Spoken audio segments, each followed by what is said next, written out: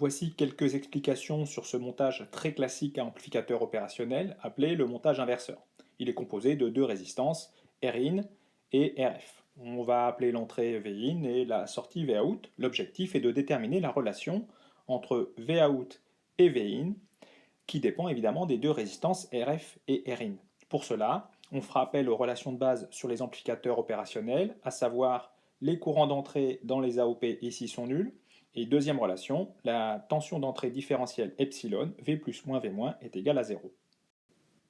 Comme pour tous les AOP qui fonctionnent correctement, epsilon, la tension d'entrée différentielle, est égale à 0. On remarque immédiatement ici que V plus est relié à la masse, donc V plus égale 0 volts. Si epsilon est égal à 0 et V plus est égal à 0 volts, ça sous-entend évidemment que V- doit être aussi égal à 0 volts. Si on a une résistance Rin avec un potentiel sur sa patte de gauche égal à Vin et un potentiel sur la patte de droite égal à 0, on peut donc en déduire facilement que toute la tension Vin est aux bornes de la résistance Rin. Si on appelle petit i le courant dans cette résistance, on peut donc en déduire que le courant I est égal à Vin sur Rin.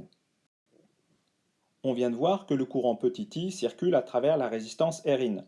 On sait aussi que le courant dans une broche moins d'un AOP est nul, parce qu'il ne peut pas y avoir de courant qui rentre dans un AOP.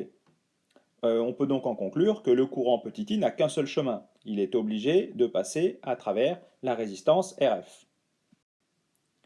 Ce courant I traverse la résistance Rf. Grâce à la loi d'Ohm, ce courant I va donc créer une différence de potentiel aux bornes de Rf fléchée dans ce sens-là. Appelons U cette chute de tension. On peut maintenant écrire que 0 moins U est égal à Vout. Mais comme U est égal à Rf fois I, on peut écrire moins Rf fois I égale Vout, d'où la valeur de I qui est égale à moins Vout sur Rf. Si on résume, on a ici un courant I qui vaut Vin sur Rin.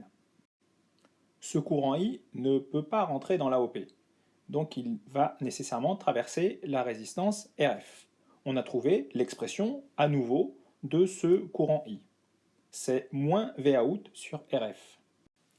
Puisque nous avons deux expressions pour I, il suffit de les égaliser, ce qui conduit à l'expression suivante. Vin sur Rin égale moins Vout sur Rf. On fait le produit en croix et on aboutit à l'expression classique Vout sur Vin égale moins Rf sur Rin, expression très classique du montage inverseur. D'une part, on l'appelle inverseur à cause du signe moins, et si on choisit une résistance Rf plus grande que Rin, ce terme-là est plus grand que 1, ce qui montre bien que le signal de sortie Vout est plus grand que Vin, il est donc amplifié.